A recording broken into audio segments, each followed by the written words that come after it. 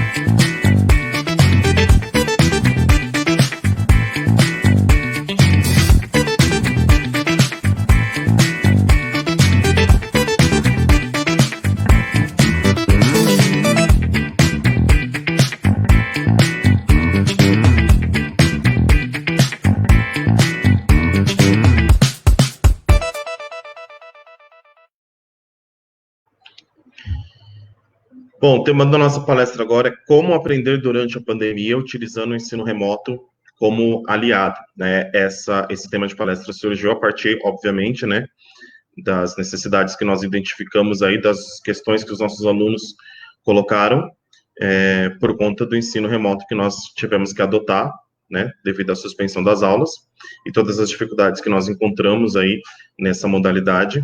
E nós temos um convidado muito especial para vir conversar com vocês sobre isso, que é o professor André Luali, que é mestre em educação, professor universitário na área de psicologia e autor do livro Provocações sobre a Vida Cotidiana, que foi lançada pela editora Escritores da Alma. Tá? Ele também como filósofo, pedagogo e teólogo na formação, ele dedica parte do seu tempo à formação humana nos aspectos técnico e científico e espiritual também dos seus discentes, inspirando-os a uma transformação pessoal e a uma prática cidadã e generosa. Professor, seja bem-vindo. É uma honra tê-lo aqui. Muito obrigado por ter aceitado o nosso convite e participar da nossa feira. Bom dia, professor Anderson. Bom dia a todos que nos ouvem e que nos assistem.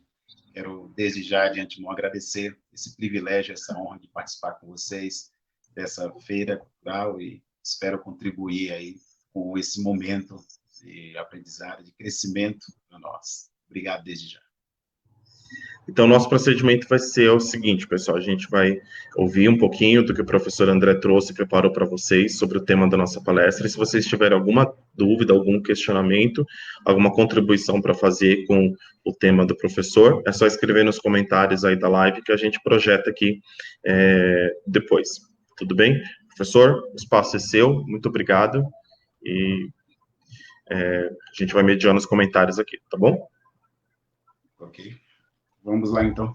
Só vou ligar aqui meu aparelho para gravação. Uhum.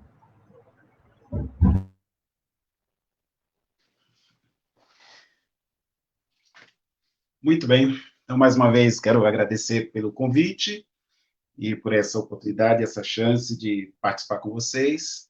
É sempre também para nós que falamos e que ministramos e que repartimos um pouco de nossa experiência no campo da educação. É sempre também um aprendizado.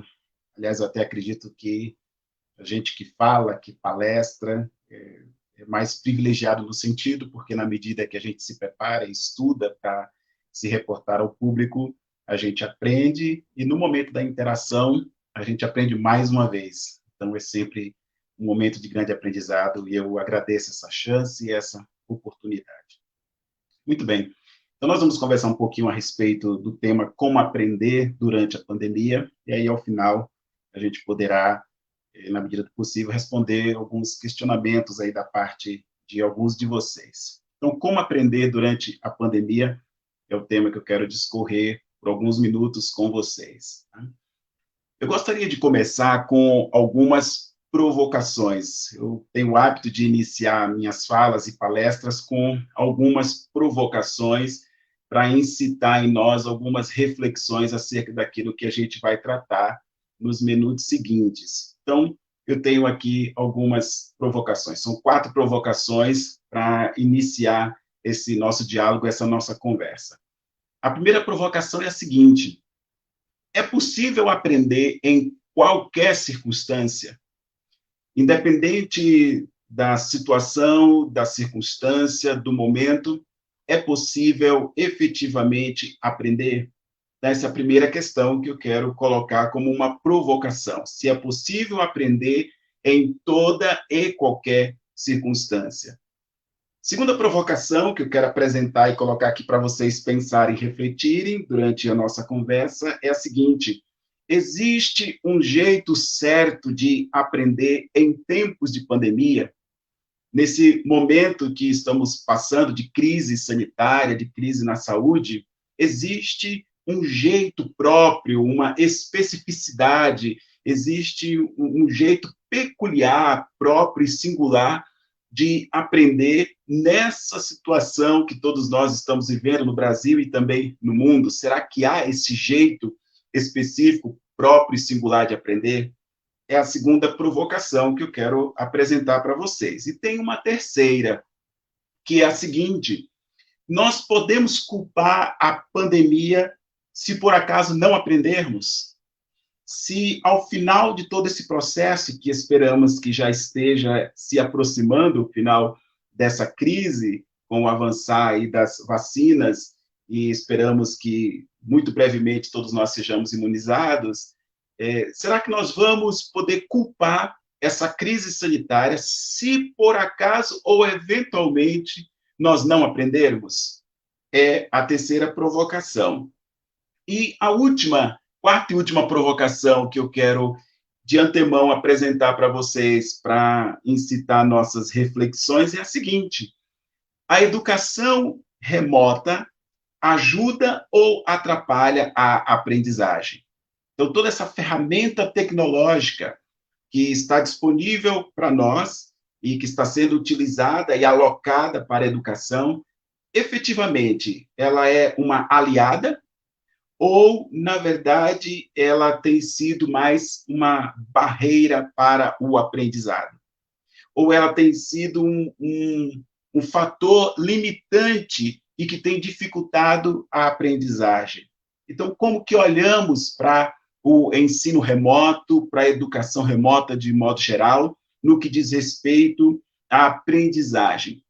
O ensino ou a educação remota atrapalha, ou ela é nossa aliada, ou ela contribui, ou ela corrobora e coopera para o nosso aprendizado, para o nosso crescimento do ponto de vista intelectual? Então, eu quero, pessoal, deixar para vocês essas 4 primeiras provocações, indagações e questionamentos ou problematizações, para que durante aqui a nossa conversa, a nossa fala, você possa pensar a respeito disso e encontrar aí alguns caminhos de soluções para essas provocações e para esses problemas que eu apresento de cara para vocês, tá bom? Bem, diante desses problemas, eu quero, antes de entrar mais profundamente na questão propriamente dita, eu gostaria de desconstruir algumas ideias que eu chamo de ideias estranhas, que estão muito presentes nessa questão da aprendizagem e que, ao meu ver, a gente precisa se levantar contra isso e desconstruir, porque isso tem sido também fatores limitantes, tem sido fatores que impede ou que atrapalha o fluir do processo de ensinagem e de aprendizagem, e notadamente a aprendizagem. Então, vamos desconstruir aqui algumas ideias. Eu quero, nesse segundo momento agora, fazer uma reflexão de marreta, no sentido de a gente destrinchar algumas ideias que são, às vezes, hegemônicas e que ocupam o nosso pensamento e limita, portanto, nossa aprendizagem. E essas ideias são as seguintes. A primeira ideia estranha que é preciso que a gente desconstrua: aprender não é para qualquer um. Essa é a primeira ideia que eu quero apresentar para todos vocês que nos acompanham agora, que precisamos, de forma muito urgente e contundente, desconstruir. Que ideia? De que aprender não é para qualquer um. Se pensa que aprender é como que um privilégio, é um preciosismo, por exemplo, de intelectuais, ou de superdotados, ou de pessoas que trazem consigo um capital cultural que foi absorvido de sua família, de uma tradição de intelectuais e que isso vai sendo transmitido de alguma forma. Portanto, o aprender está circunscrito a esse grupo de pessoas que trazem consigo um determinado capital cultural. Eu acredito, gente, que essa é uma ideia que urgentemente precisamos desconstruir, porque o aprender, sim, é para qualquer um, com certeza. Não é, portanto, uma habilidade ou uma competência que está circunscrita, que está fechada para uma bolha ou para um nicho de intelectuais ou de pessoas que carregam determinado capital cultural ou de pessoas que têm uma superdotação ou coisas do tipo. Existiu um pensador e um teórico chamado Jean Piaget. Ele foi um biólogo suíço ali do final do século XIX e até pouco mais da metade do século XX, e um pensador que foi muito apropriado para a educação e também para a psicologia, embora ele não tenha sido pedagogo e nem psicólogo, mas os pensamentos dele foram muito utilizados nesses dois campos de pensamento, que é a educação e também a psicologia. E o Piaget, ele falava do sujeito epistêmico. Sujeito epistêmico. Para ele, o Piaget, todos podem aprender, porque todos são, digamos, dotados da capacidade de construir relações. Então, todo e qualquer ser humano tem no seu físico, no seu biológico, na sua constituição biológica, a capacidade de fazer relações. Para o pensador Piaget, esse é um elemento, inclusive, inato, vem de fábrica. É fato que, para ele, é o único elemento, porque todos os demais eles são construídos na medida que o sujeito amadurece a partir daquelas fases que o pensador Jean Piaget coloca em todo o seu pensamento, em todo o seu escopo teórico. Mas esse elemento especificamente, que é a capacidade de construir relações, na concepção daquele suíço pensador, todo ser humano é dotado dessa habilidade. E isso, pessoal, é o primeiro passo para o fluir de uma aprendizagem, para que esse processo do aprender aconteça na nossa vida. E isso está dado desde sempre. Portanto, não depende de questões de ordem social, de ordem econômica, não depende do status que você ocupa, enfim, nenhuma dessas questões. Então, todo ser humano já está dotado dessa questão, portanto, o aprender não é uma questão circunscrita a alguns, mas sim é próprio da sociedade, da raça humana, da civilização humana. Então, é a primeira ideia que eu quero desconstruir com vocês, de que aprender não é para qualquer um, porque, pelo contrário, todos nós podemos, sim, aprender. Segunda ideia estranha que é importante que a gente desconstrua é a seguinte: aprender é uma questão de classe social ou de etnia. Eu tenho certeza que muitos de vocês já devem ter ouvido, ou já pensaram, ou até já se viram em situações do tipo, bom, nós temos pessoas que cursam, por exemplo, medicina, que, na sua maioria, de maneira bem hegemônica, e há uma prevalência, uma predominância da classe econômica alta, mais privilegiada. Os abastados, os burgueses, os capitalistas, os ricos, são os que fazem esse tipo de curso.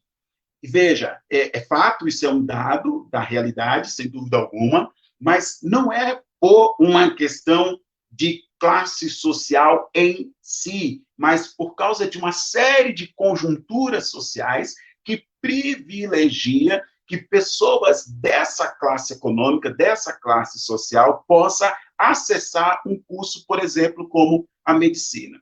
Se tivéssemos tempos aqui, se tivéssemos um pouco mais de tempo, a gente falaria dessas questões, mas não vem muito ao caso aqui agora.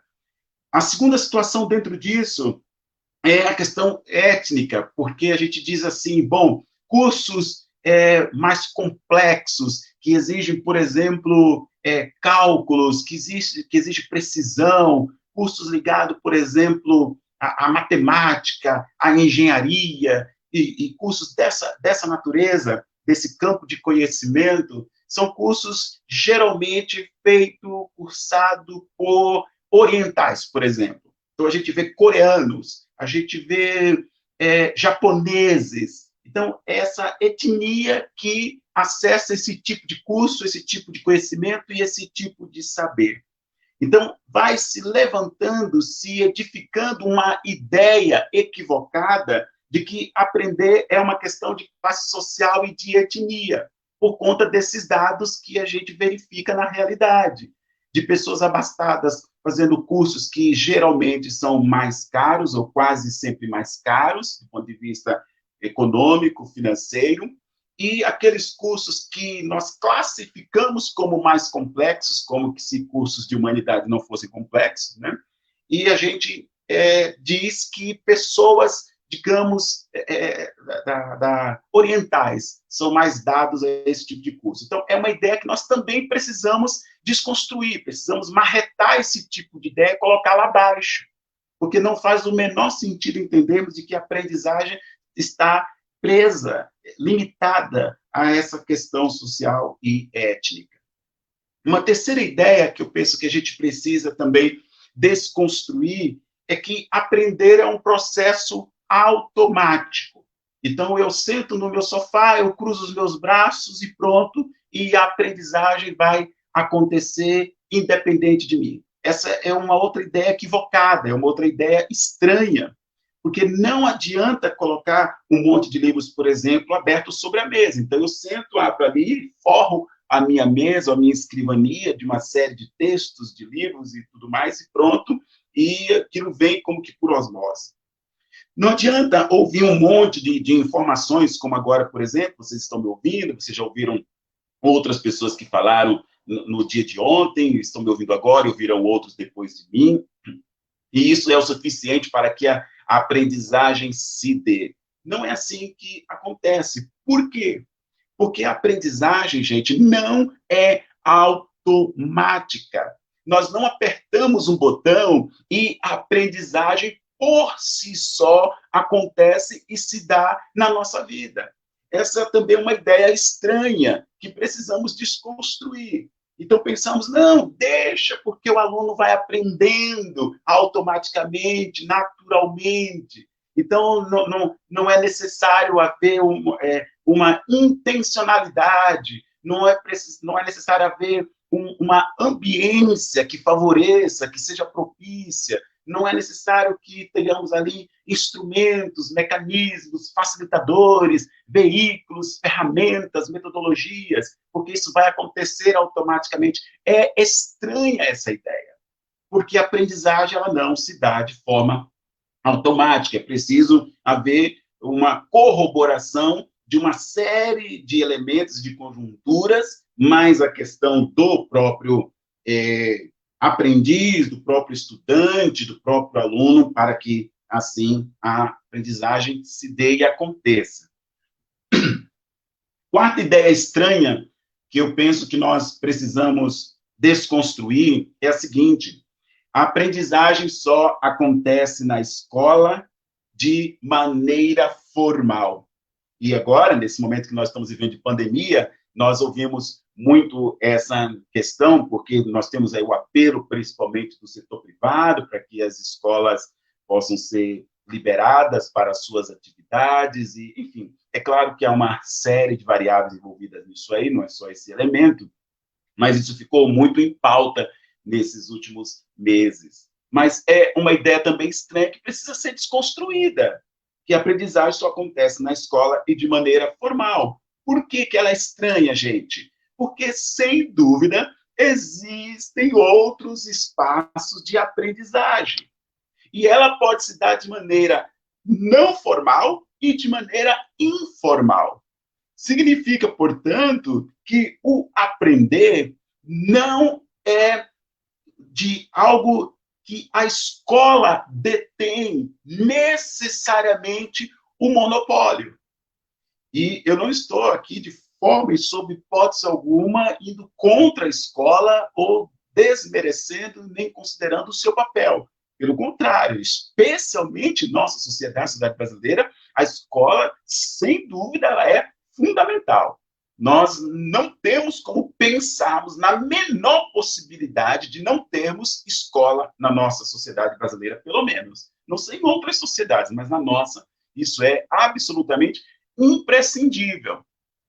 Porém, é fundamental que tenhamos a compreensão, a concepção, o entendimento de que a aprendizagem não se dá apenas nesse espaço escolarizado, nesse espaço em que os conteúdos sistematizados são apresentados ali aos discentes, aos alunos, aos estudantes. Então, ele é um espaço importante, necessário, mas a escola não pode e não deve deter para si esse monopólio. Penso, inclusive, de que ela deveria estimular a que seus alunos, seus usuários, pudessem também privilegiar outros espaços de aprendizagem, espaços não formais, como o teatro, como é, o cinema, enfim, museus, e outros espaços tantos em que a aprendizagem pode se dar de uma maneira tão profunda quanto se dá na escola. E sem pensar também nos ambientes e nos espaços não informais. A aprendizagem acontece no parque, por exemplo. Acontece no encontro da família, por exemplo. Acontece nos ambientes recreativos, por exemplo. São os espaços informais. Então, veja que é uma ideia estranha que precisa também ser desconstruída, de que a aprendizagem ela é própria, específica, apenas, então, somente da escola e desse espaço. Quinta e última ideia estranha, ao meu ver, e que precisamos desconstruir, é que aprender é preciso aprender para ser alguém.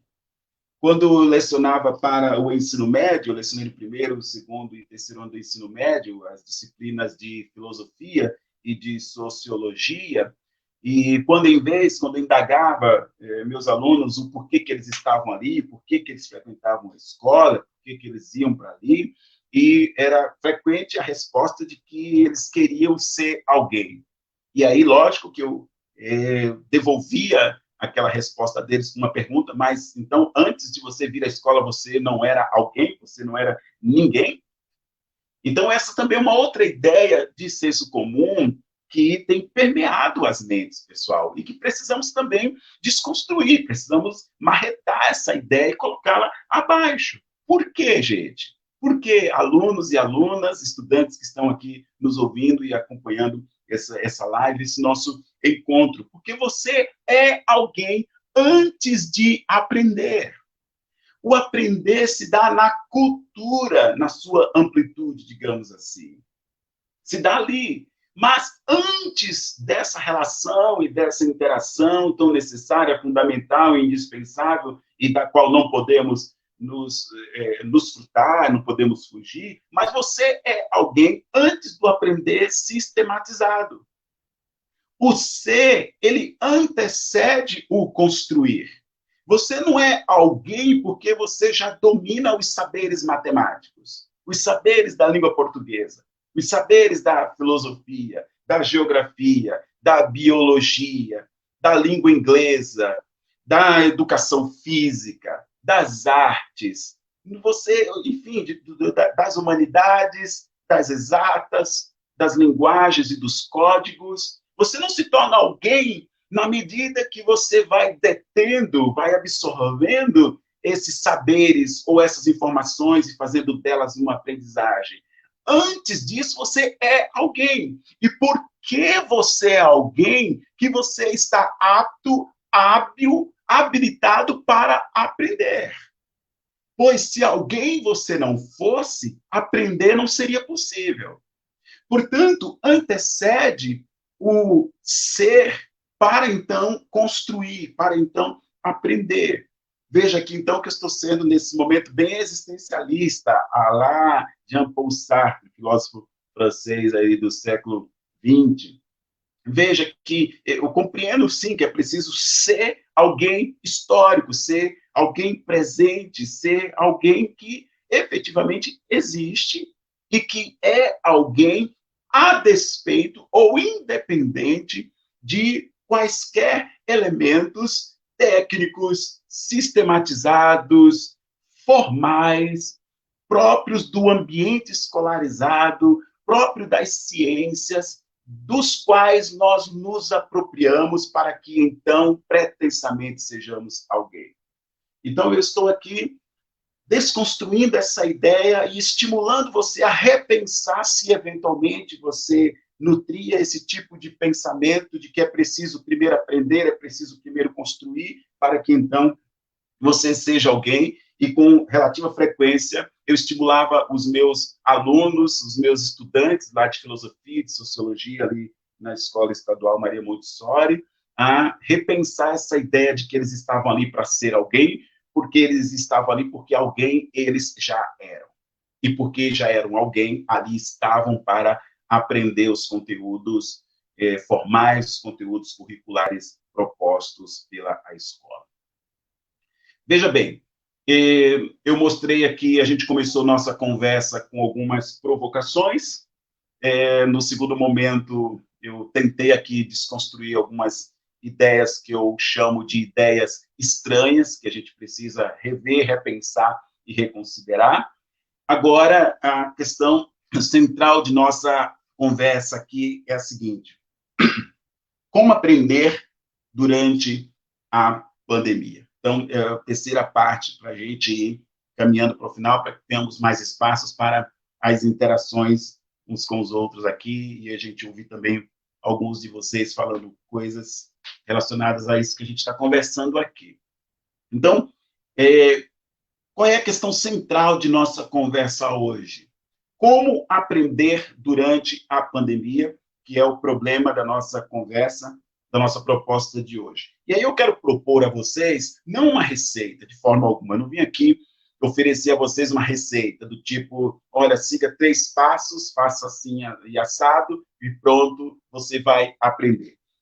Eu quero propor a você algumas reflexões. O tempo todo essa palavra tem sido recorrente aqui na nossa fala. Então, eu quero propor aqui algumas reflexões sobre como aprender durante a pandemia. Então, vamos a elas. Primeira coisa, gente, preste bem atenção e escute isso. Primeira questão que precisamos refletir de maneira muito séria a respeito desse fator que é a aprendizagem. Primeira reflexão é a seguinte: é necessário decidir para aprender.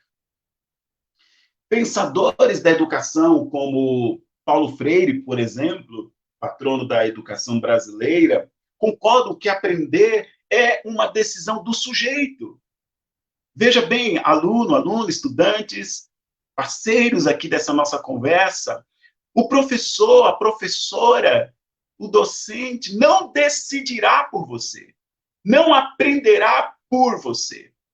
Existem, claro, as ferramentas, as metodologias, enfim, todos os caminhos pedagógicos para que favoreça, viabilize, contribua ao seu aprendizado e para o seu aprendizado, mas entenda que antecede a isso a sua decisão. Então, aprender nessa fase pandêmica que estamos experimentando e vivenciando implica, gente, necessariamente numa decisão de sua parte, querido aluno e querida aluna. Ou você, alunos e alunas, estudantes, ou vocês efetivamente decidem por aprender, ou não há nenhum instrumento, nenhuma ferramenta, nenhuma metodologia que serão capazes de fazê-lo. Porque vai chocar contra a sua não decisão de aprender. Haverá uma redoma em torno de você que impedirá que o aprendizado aconteça se não houver essa decisão. Então, todos os mecanismos, os instrumentos, as engrenagens que favorecem a aprendizagem precisam corroborar com o principal de todos os elementos. Qual? A sua decisão para aprender. Ou você decide por isso, ou nada feito. Então, é importante que você faça essa reflexão. Então, aprender nessa fase de pandemia, e estamos ressaltando isso porque esse é o recorte da nossa fala hoje, só se dá, isso é possível, se você decidir por isso e para isso. Do contrário, não adianta nenhum esforço da escola, nenhum esforço governamental, nenhum esforço dos docentes, nenhum esforço de absolutamente ninguém, porque a aprendizagem não se dará se não houver da sua parte uma decisão para tal. Segunda reflexão que precisamos fazer quando pensamos em como aprender nesse período de pandemia, gente, é a seguinte: é preciso ter foco no que quer e tem que aprender. Vou repetir. É preciso foco no que quer e tem que aprender. Parece uma frase meio estranha e tal, mas faz um sentido. Então, veja bem, há coisas que você quer aprender. Então, você vai privilegiar sua subjetividade, seus desejos, você vai privilegiar sua vontade, o seu querer, enfim, sua preferência subjetiva por isso ou por aquilo, por esse tema, por aquela temática, por esse conteúdo, enfim. Então, isso está dentro, digamos, desse bloco que eu chamo do que você quer aprender. E há coisas que você tem que aprender. Primeiro, porque é seu direito aprender. Eu não tenho, e a escola e o sistema de educação no nosso país, seja federal, seja estadual, municipal, ou seja privado, enfim, não pode excluir de você o direito de acessar os conteúdos universalmente dados, construídos, e que estão disponíveis para que a gente deles se aproprie. Então, nós não podemos simplesmente deixar que você não acesse isso, porque é seu direito. Segundo, porque nós estamos numa sociedade que requer de nós o domínio de algumas coisas. Então, por exemplo, você pode dizer, eu odeio redação, eu não quero aprender como produzir, como elaborar uma redação, eu não gosto de língua portuguesa, enfim, eu estou fora desse tipo de conteúdo, literatura, enfim, nada que tenha relação com esse componente curricular me atrai. Você pode pensar assim, mas você fará o vestibular, seja numa instituição de ensino superior privada, ou você vai passar por uma FUVEST, ou fará o Enem, e qualquer um desses espaços de avaliação e de seleção terá ali um negócio chamado redação. Então, veja, portanto, o que eu estou querendo dizer com isso? Que não depende, portanto, alguns conteúdos, alguns elementos, da sua vontade, do seu querer ou do seu desejo, porque isso será pedido pela sociedade e as engrenagens que estão postas e que necessariamente precisamos delas fazer parte, ou do contrário, nós ficamos à margem de tudo isso. Então, é preciso, por exemplo, que você tenha minimamente um domínio desse conteúdo da construção de um texto, que tenha coesão, que tenha coerência, que faça sentido, que alguém, ao ler, possa compreender o seu pensamento colocado ali de maneira escrita no papel. Então, é um conteúdo que eu tenho que aprender a despeito do meu desejo, da minha vontade, do meu querer e da minha preferência. Essa é uma outra reflexão importante que precisamos fazer nesse período de pandemia, né? E o foco, gente, agora, o foco no sentido de mira é fundamental, principalmente na educação remota, na educação à distância, na educação virtual, online, enfim, essas tecnologias todas, embora cada uma delas tenha o seu conceito, mas vamos colocar aqui todas como se fossem todas sinônimas, uma pela outra, embora cada uma tenha a sua especificidade. Por que, gente, é importante foco nesse tipo de educação? Porque os distratores, eles são enormes, são sedutores, pessoal. São muitos estímulos É o estímulo visual, é o estímulo auditivo, e são muitos, são vários, são N's rápidos, apressados, ligeiros, que o tempo todo estão bombardeando suas conexões e exigindo dos seus sentidos uma atenção enorme. Por isso que, se não houver foco, notadamente com relação à educação remota, a aprendizagem não se dará. Imagine, por exemplo, que o professor está ali, como está acontecendo aqui agora, por exemplo, comentando um conteúdo, explicando uma matéria, e você está com outras janelas abertas ou com outro dispositivo disponível ali, e você está ouvindo o professor, mas respondendo a mensagem no WhatsApp, você está escutando, porque você não tem uma deficiência auditiva, então você ouve ali, mas, na verdade, não escuta, no sentido de ter a devida atenção, porque você está também acessando o Facebook, e, enfim, assim por diante. Então, são muitos os estímulos, são muitos os distratores, e que, se não tivermos efetivamente um foco para aquele momento, então nós não conseguimos aprender.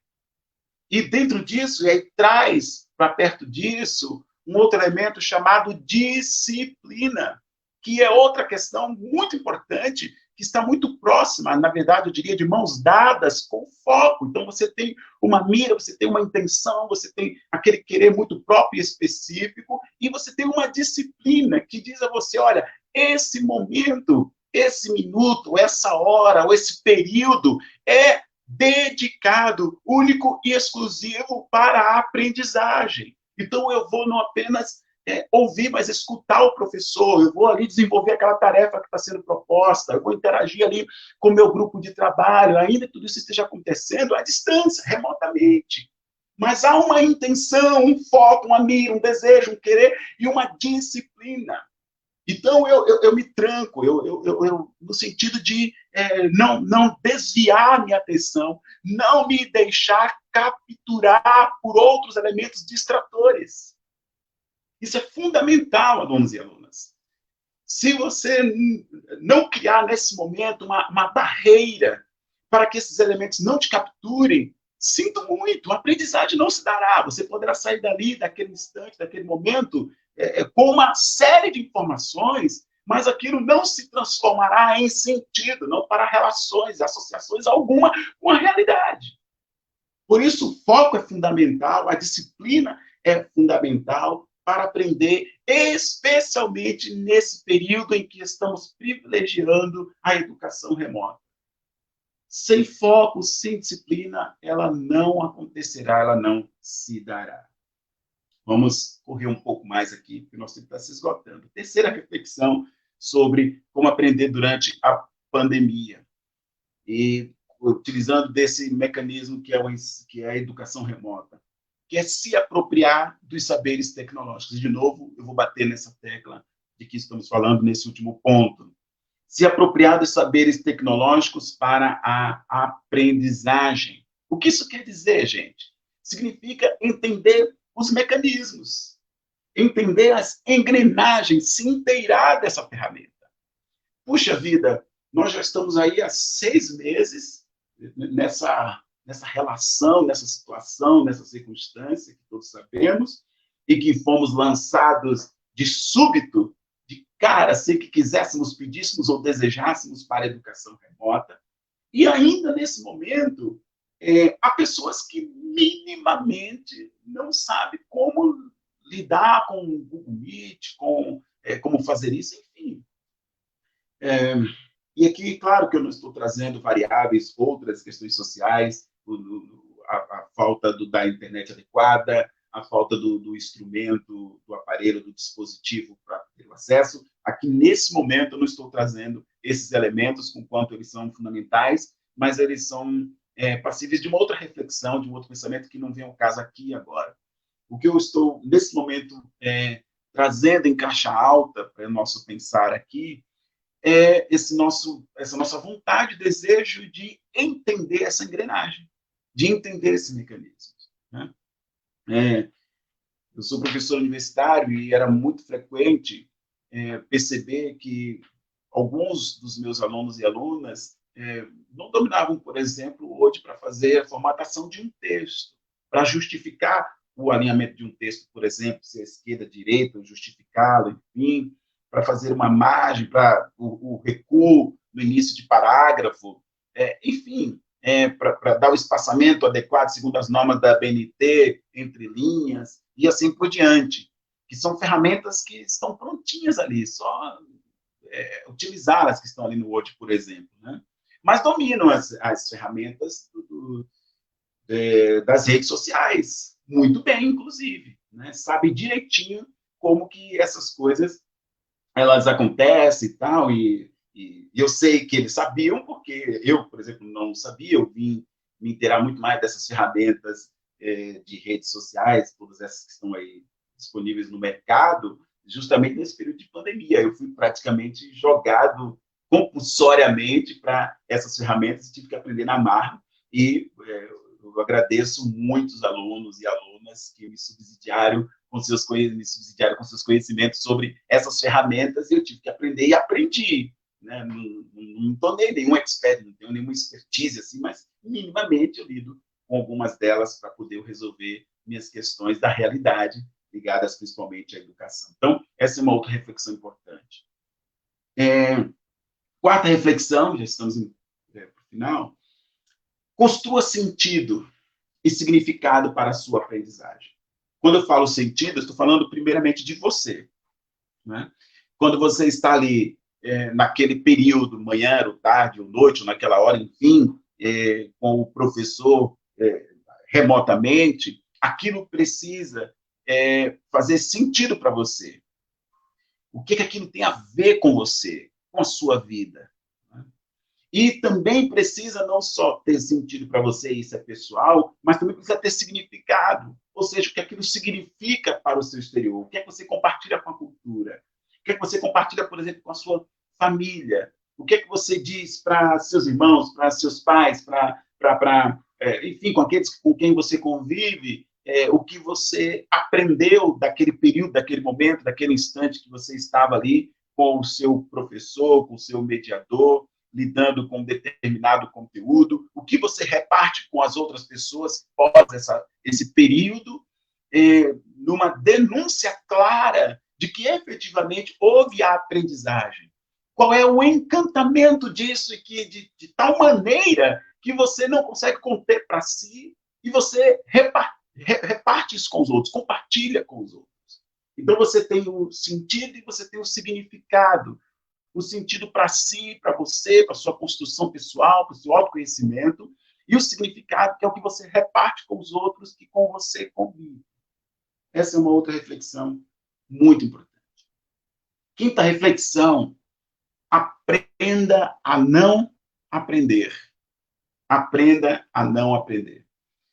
É uma outra coisa muito curiosa e importante também. O que é que eu estou querendo dizer com aprenda a não aprender? Se fala muito sobre aprender a aprender, né? Que é um dos quesitos lá da educação para o milênio, aprenda a aprender. Mas pouco ou nada se fala sobre aprenda a não aprender. O que eu estou querendo dizer com aprenda a não aprender, gente? Eu estou falando sobre o tempo ocioso, recreativo. Eu estou falando, literalmente, do não fazer nada.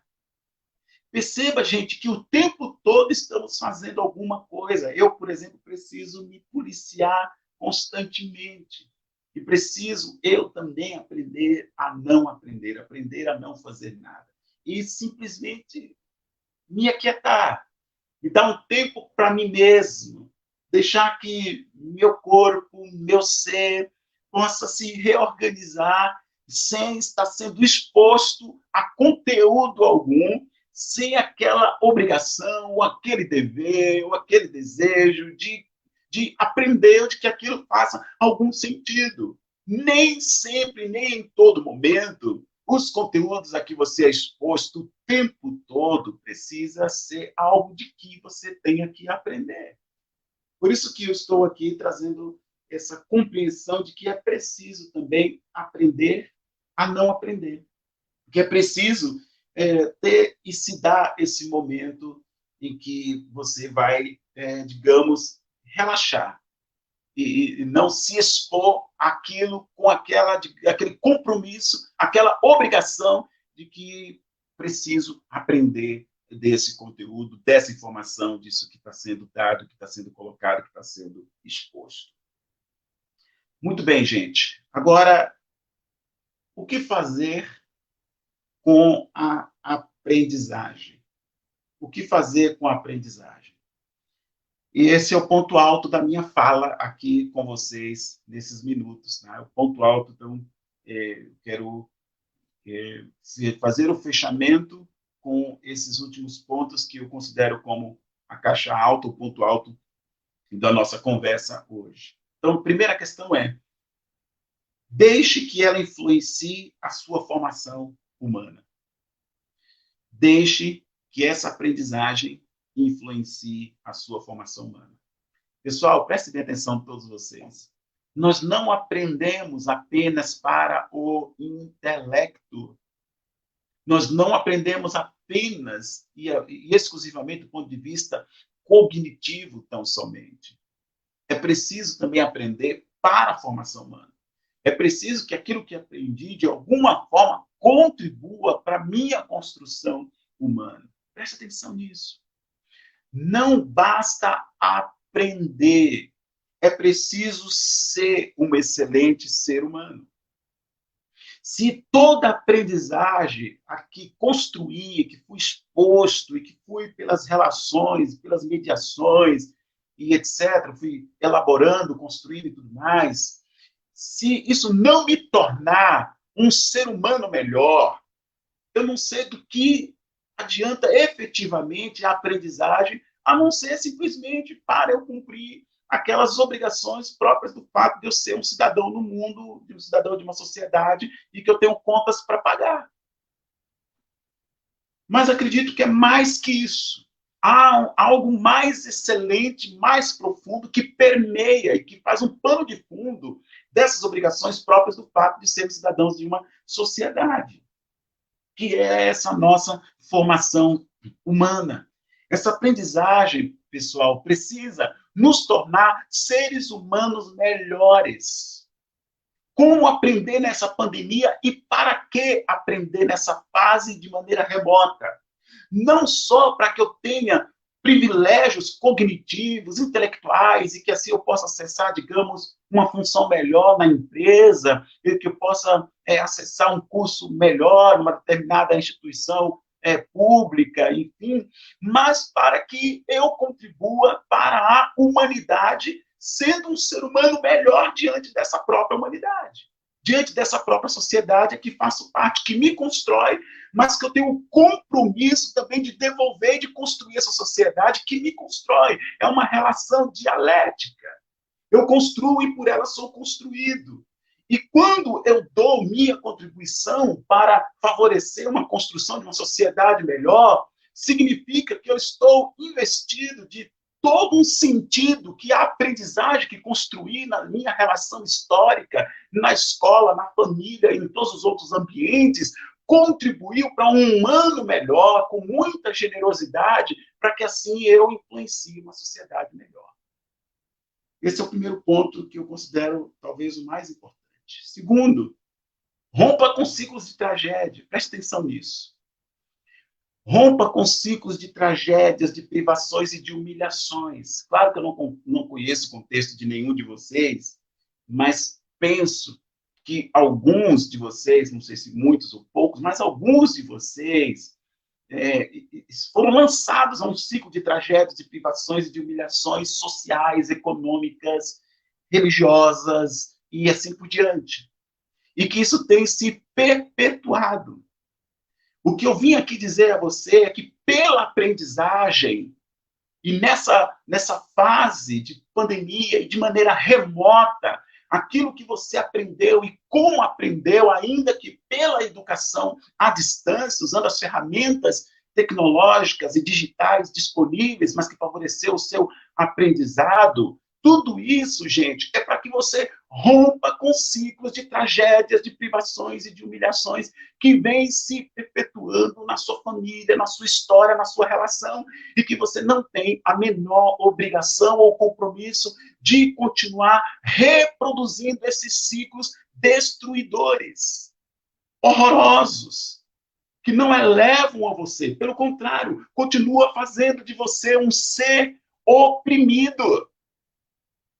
Como aprender nessa relação tem que responder a essa questão fundamental. O que aprendo é para romper ciclos de humilhações, de privações e de tragédias que marcaram minha história, ainda que eu tenha 14, 15, 16, 17 anos, que é essa idade mais ou menos que vocês se encontram aí no ensino médio da educação básica. Rompa com isso, meu querido adolescente, minha querida adolescente. E como? Pela aprendizagem. Aprender para romper com ciclos destruidores, com ciclos que arrebentam você, que fazem de você um ser humano ruim, um ser humano mesquinho, um ser humano abaixo da mediocridade. Como aprender e para aprender implica em romper com esses ciclos e construir uma coisa nova, diferente, por mais pouca idade que você tenha nesse momento que você se encontra, que é a fase da adolescência. E faça da aprendizagem uma estrada para seu presente e para seu futuro. Eu sei que conversar com adolescentes sobre o futuro é complicado, porque a gente se inclina muito ao aqui e agora, viver esse momento que está acontecendo, mas a aprendizagem, nessa fase de pandemia e no modelo remoto, deve ser para a construção de caminhos e de estradas. E esse caminho e essas construções se faz caminhando mesmo. Ninguém vai dar para você o caminho pronto, acabado, lapidado, e que você apenas vai percorrer nessa estrada que já está absolutamente pavimentada, arborizada, bonita, e etc. e tal. Né? De forma alguma. Esse caminho e essa estrada é você quem construirá. E como? Caminhando, passo a passo. É um texto que diz: lâmpada para os meus pés é a tua palavra e luz para o meu caminho. O sentido outro, não aquele necessariamente religioso, que não vem ao caso aqui e agora, mas é no sentido de eu lançar a luz para o próximo passo. É como se eu estivesse andando num escuro, sem luz, e a cada passo que eu dou, aquela lâmpada, ela ilumina, ela clareia aquele passo e clareará o passo seguinte. E a cada passo que dou, clareada por essa luz da aprendizagem, vai construindo e pavimentando meu caminho e minha história.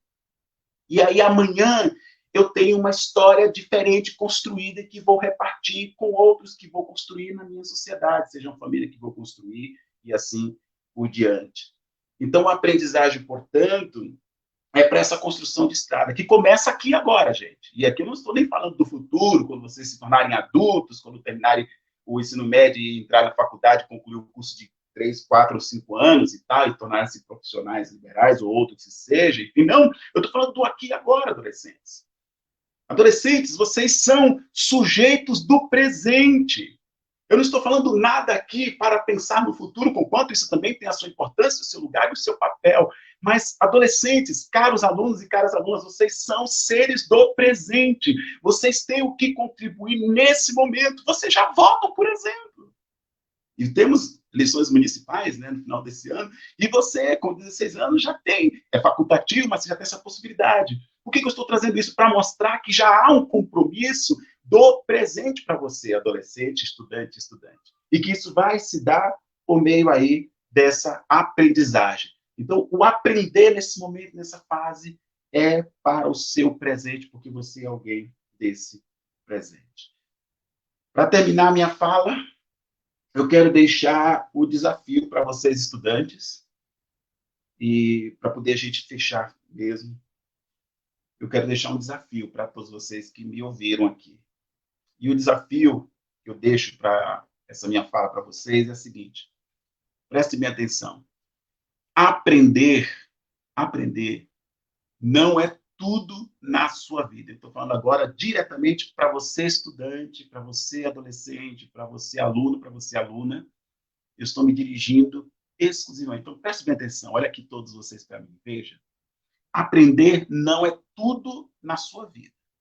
Mas parte do tudo na sua vida só se dá pela aprendizagem. Entende? Aprender não é tudo na sua vida, porque há outras questões envolvidas no fato de você ser alguém, ser sujeito, ser pessoa, mas grande parte da sua vida tem relação e ou só se dá pela aprendizagem.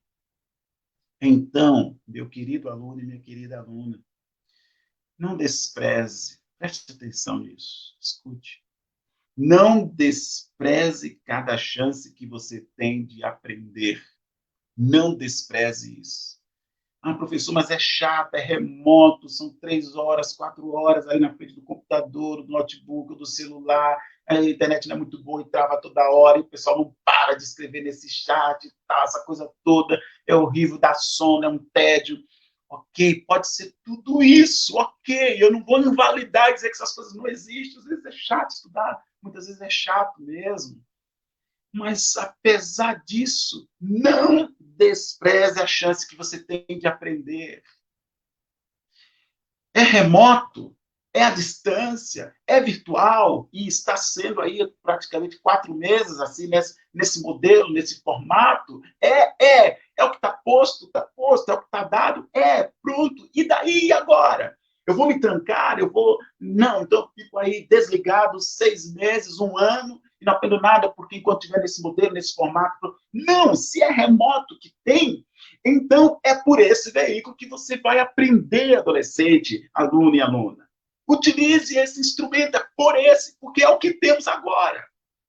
O Estado aí já liberou para que em outubro, né, volte às aulas, não será obrigatório, vai ser facultativo, será por algumas atividades apenas e tal.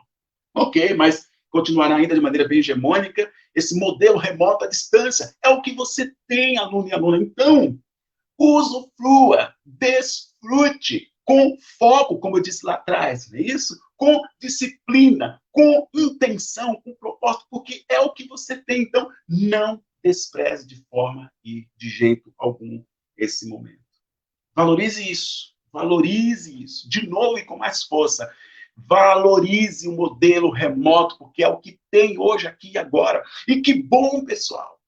Gente, você já imaginou, ei, presta atenção, você já imaginou se nesse período de pandemia, em que estamos nesse distanciamento social, se não tivéssemos essas tecnologias, se não existisse nenhuma dessas plataformas, se ainda não tivéssemos avançado na ciência, na tecnologia, nesse campo digital, o que faríamos, pessoal? Dependeríamos dos correios para recebermos as apostilas? Mandaríamos lá por cartas ou por e-mail no máximo e tal? Você já pensou se não tivesse essas plataformas que pudessem capturar imagem, áudio, som, etc., gente? Então, foi um avanço para a civilização, para a humanidade. Então, desfrute, aproveite e usufrua disso, gente. Principalmente você que tem o privilégio de ter isso disponível, porque, lamentável e infelizmente, nem todos o têm. Então, valorize isso. Porque, e eu fecho com essa frase, a única coisa que ninguém pode roubar de você é aquilo que você aprendeu. A única coisa que ninguém pode roubar de você é aquilo que você aprendeu. Obrigado por sua atenção, obrigado por sua disposição e ter dedicado um pouco do seu tempo para esse momento. Passa aí a palavra ao professor Anderson. Obrigado, professor André.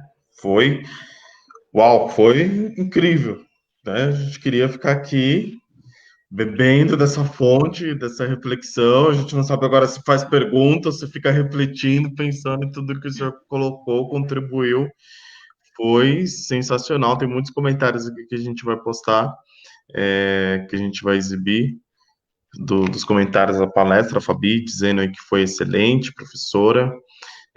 O Marco Antônio, falando como sempre suas aulas e palestras, o sentido de nos redescobrir. A Marli, falando que os alunos precisam querer, né, aprender, como o senhor colocou aí com foco. A Fabi aí comentando, a professora Ieda, a professora Zilda, que está aqui. Vem dar oi, professora Zilda, para os meninos. Vou falar oi para o molecada. Oi, gente, bom dia, tudo bem? Espero que vocês estejam aproveitando bem, porque essas palestras estão sendo ótimas reflexões para o nosso desempenho, para a nossa vida acadêmica, para tudo na vida. Preste bem atenção, tá? Vocês irão precisar disso aí amanhã. Tchau a todos. E Maria, falando mestre sempre sábio, a Sara, dando os parabéns, a Emília também, o Eduardo, a Melissa e a Marley, todo mundo muito encantado, foi incrível. A gente estava com os alunos aqui para fazer a interação, vamos esperar elas entrarem, que elas têm algumas contribuições para fazer. Se mais alguém tiver pergunta, gente, é só mandar nos comentários, tá bom? E quem quiser mais do professor, enquanto as meninas acessam aqui, professor, quem quiser mais do senhor, quem quiser sugar mais do que a gente já sugou, quiser encontrar o livro, bater um papo com o senhor, como é que a gente faz? Ok. Alguns veículos que vocês podem entrar em contato comigo. Primeiro, pelo próprio Facebook, né? É só colocar lá, tudo junto, André Luali. Aí você acessa meu perfil lá no Face, André Luali, tudo junto. Aí entra lá no privado, no inbox, e manda mensagem lá e tal, e eu respondo. Tem também o Instagram, também a mesma coisa, mas aí é pro André Luali. Então, PRO, André Luali, também tudo junto. E você acessa também o meu perfil lá no Instagram, e aí pode falar comigo lá no privado e tal. Aliás, até recomendo que vocês, desculpe a propaganda, mas acessar a opção de Face para ver algumas ações, atividades e textos que eu escrevo e publico lá também, tá? Ou então pelo e-mail também, você pode falar comigo por e-mail, que é proandreluali@gmail.com. E aí se quiser, por exemplo, livro, tem um livro escrito, deixa eu mostrar aqui para vocês, que é esse daqui. Então, você pode, através do e-mail, dessas redes, acessar e tal. Tem, inclusive, outro que está para sair esse mês ainda, pela mesma editora, que é sobre a relação humana, o problema da relação humana. É o próximo livro que vai sair, já está na editora, acho que esse mês, até o final de setembro, deve sair. Enfim, então são esses os canais aí para falar comigo.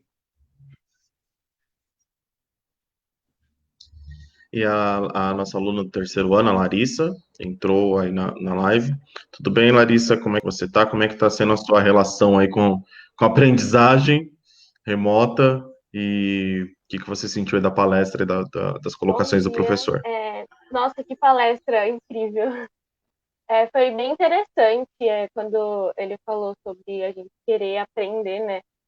E, nossa, eu fiquei bem reflexiva, pensando em várias coisas, e são muitas coisas que, no momento, assim, tipo, ninguém esperava, né, uma pandemia. Falando, assim, como aluna do terceiro ano, é, a gente se sentiu muito apreensivo, porque época de Enem, vestibular, muita coisa, então no começo e agora até, é muito desesperador, porque você não tem uma resposta, não tem alguma coisa que você possa se apoiar e ter certeza.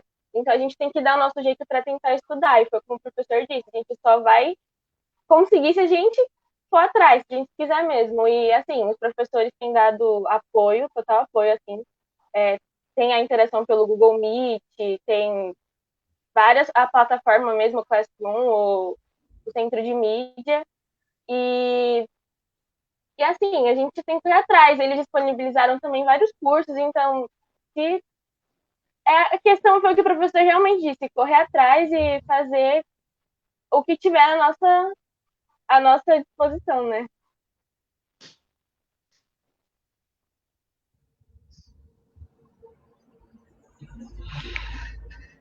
E como é que está a sua relação aí com o ensino, se estão conseguindo acompanhar, estão conseguindo fazer esses momentos que o professor colocou, essa importância que ele colocou do momento de não aprender, né, de aprender a não aprender, esse momento de ter foco quando precisa ter foco, e de não aprender. Já vou emendar a pergunta que eu estou fazendo para você, com uma outra pergunta que veio aqui para o professor, que é como evitar o desânimo no momento de estudar, né? Que é uma das coisas que a gente mais sente em vocês, né? Como gestão da escola e como professores, até por isso da proposta dessa feira, que é justamente a questão do desânimo, né? Como o professor ressaltou, nós já estamos indo para 6 meses, praticamente, deste ensino remoto, e tentado muito fazer com que vocês não desanimem na proposta, né? Então, não vou falar pra você que é fácil, porque, assim, é complicado. Tem dia que a gente, pelo menos eu, Larissa, eu acordo e falo, nossa, de novo, sabe? Porque acaba sendo cansativo. Eu vejo, assim, não só em mim, mas no pessoal da minha sala, tipo, acaba, a gente acaba desanimando porque é sempre a mesma coisa, é sempre tudo igual, assim, tipo, a gente tenta entrar assim, pelo menos na minha sala, são poucas pessoas que entram para interação com o professor. Alguns alunos trabalham, então, tipo, acaba tendo o horário, né, um bate, mas não é fácil você ficar tendo foco, porque, assim, quando tudo começou, a gente desanimou muito, porque todo mundo pensou que ia ser só uma semana, 2 semanas no máximo. A gente já vai para 6 meses, a gente não vê ninguém, pelo menos a maioria das pessoas, né? Evitam sair de casa e tal. E a gente nunca ficou tanto tempo preso, sem o contato da escola, porque a gente passava mais tempo na escola do que com a nossa própria família. Então a gente teve que dar uma mudança aí, mas não é fácil você ficar todo dia tentando estudar e tal. Tem dia que eu falo, meu, não consigo, não dá, mas tem que colocar seus objetivos, né, na frente e pensar, meu, eu quero chegar nesse objetivo, então eu tenho que correr atrás, tenho que fazer por onde. Então, acho que é isso que mais me motiva, colocar o que eu quero, a faculdade que eu quero e aí eu vou, porque senão não dá, não.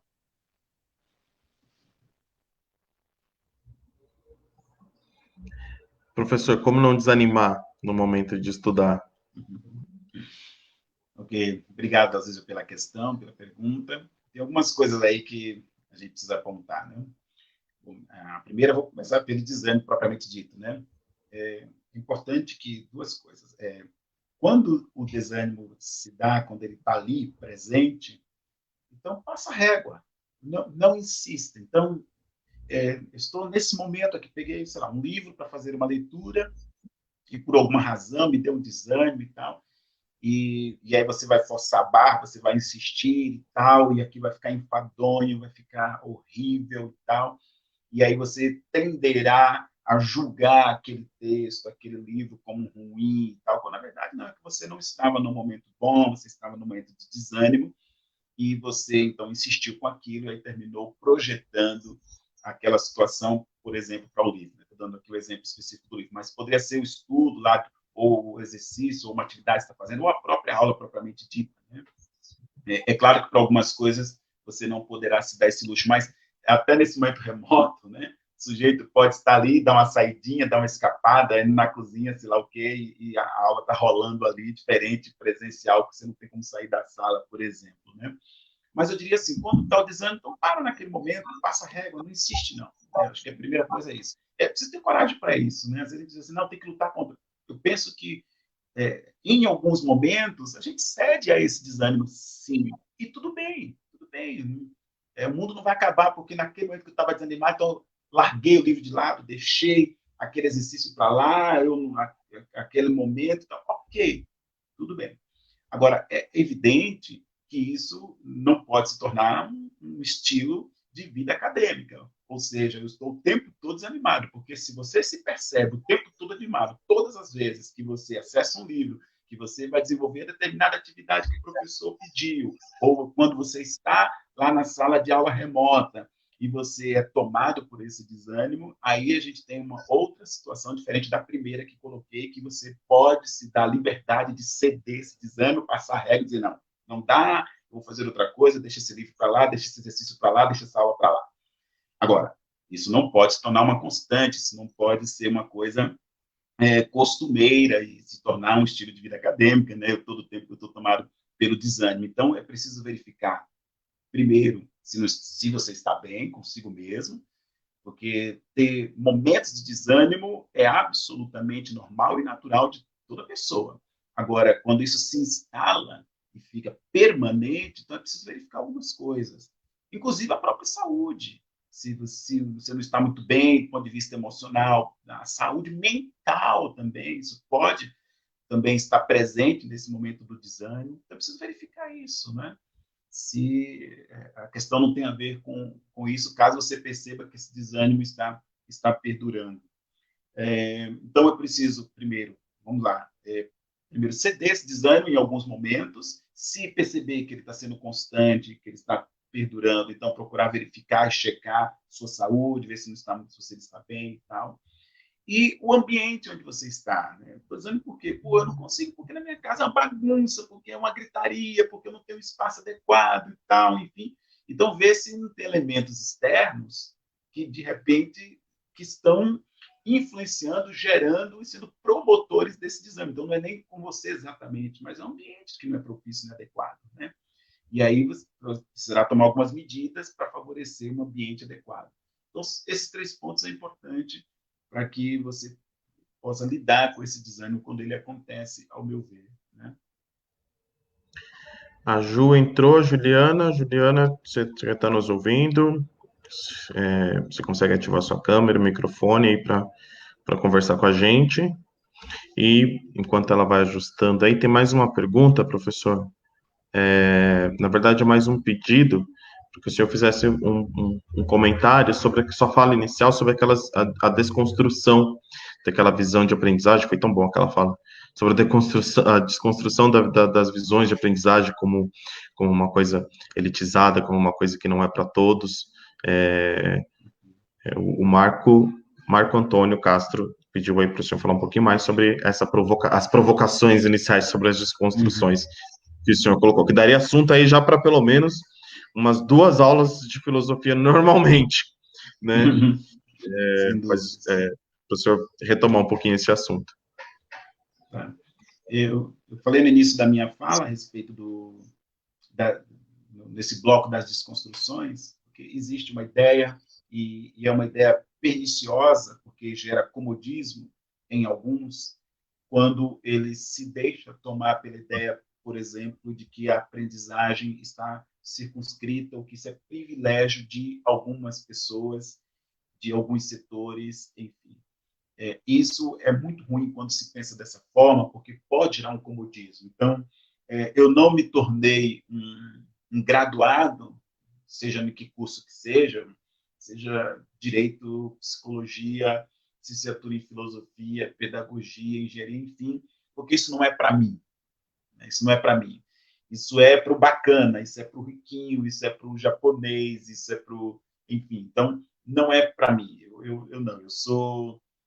principalmente quando você está dentro daquelas categorias que as pessoas que for convencionado como minorias e que são elementos que tornam as pessoas em desvantagem, como o fato de ser negro, de pobre, morador de favela. Então, esses elementos que se convencionou como elementos que colocam a pessoa nessas condições em desvantagem diante dos outros. E aí isso pode gerar um comodismo de dizer, bom, então é assim mesmo, eu não tenho o que fazer, isso é privilégio para outros e eu me rendo. Então, veja, é claro que eu, de forma alguma, estou desconsiderando os elementos socioeconômicos que permeiam tudo isso, tá? Que permeiam toda essa questão. Estou focando no fato de que essa é uma ideia, uma concepção ideológica que precisa ser marretada, desconstruída, colocada abaixo, porque não, o aprender é para ele, mas é para mim. É para ela, mas é para mim também. Eu posso aprender também. De novo, eu não estou considerando outras variáveis que são importantes, que têm que estar presentes, mas no sentido do direito e da capacidade, conforme, lembra-se quando eu trouxe o Jean Piaget, né, daquela habilidade, competência inata, biológica, que essa capacidade que eu tenho, cognitiva, de fazer relações e com que aquele conteúdo a que estou sendo exposto faça sentido e que me ajude a resolver problemas da minha realidade, que me ajude a me dar condição, por exemplo, de competir para um emprego, ou para acessar uma faculdade, ou fazer um curso assim e tal, enfim. Então, eu estou, de novo, me prendendo a esse recorte, que é dessa capacidade física, biológica que temos de poder fazer essas relações para que isso faça sentido.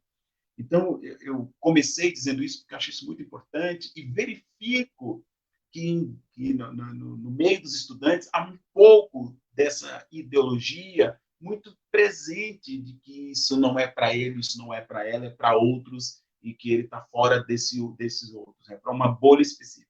Não, a aprendizagem se dá para aquele que decide que quer aprender, ainda que com limitações, com as dificuldades, com as variáveis socioeconômicas que estão presentes e que influenciam muito e tal, mas estão presentes. Então, dentre outras coisas, essa foi uma questão que eu penso que a gente precisa trabalhar fortemente para desconstruir, para que as pessoas não sejam tomadas por um comodismo no sentido de internalizar a ideia de que o aprender não é para elas, é para outros, mas para ela não. Ela está fora desse radar da aprendizagem.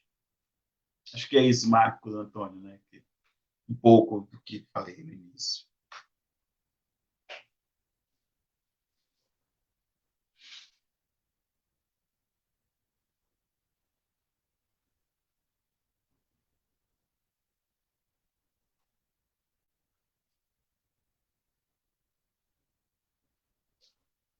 Anderson, sua voz sumiu para mim, viu? O seu áudio, não estou capturando seu áudio.